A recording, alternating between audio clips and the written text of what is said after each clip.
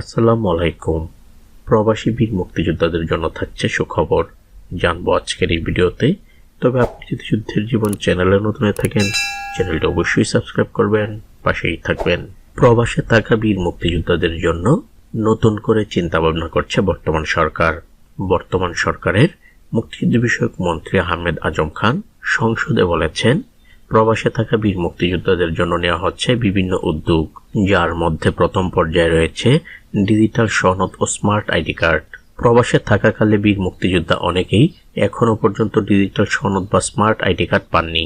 তাদের কথা চিন্তা করে মুক্তিযুদ্ধ বিষয়ক মন্ত্রী আহমেদ আজম খান বলেছেন, প্রবাসে থাকা যেসব বীর মুক্তিযোদ্ধা এখনো ডিজিটাল সনদ ও স্মার্ট আইডি কার্ড পাননি, তাদের দ্রুত ব্যবস্থা নেওয়ার উদ্যোগ নেওয়া হয়েছে। প্রবাসে বীর মুক্তিযোদ্ধা যারা রয়েছেন তারা অনেক সুযোগ সুবিধা থেকে বঞ্চিত। তার প্রথম কারণ, হুটহাট করে দেশেও আসা যায় না, যার ফলে তাদের বেশ কিছু সমস্যা রয়েছে, যেগুলো সশরীরে দেশে এসে সমাধান করা প্রয়োজন।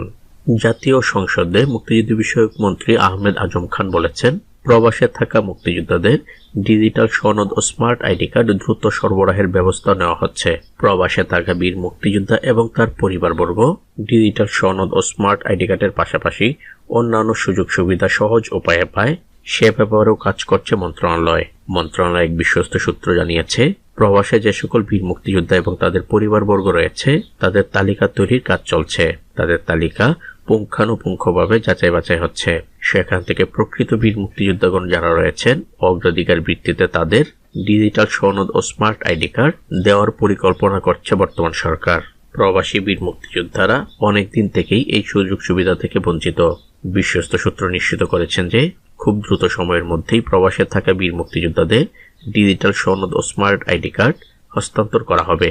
তো আজ এ পর্যন্তই, দেখা হবে অন্য এক নতুন ভিডিওতে। ততক্ষণ পর্যন্ত সবাই ভালো থাকবেন, সুস্থ থাকবেন। আল্লাহ হাফেজ।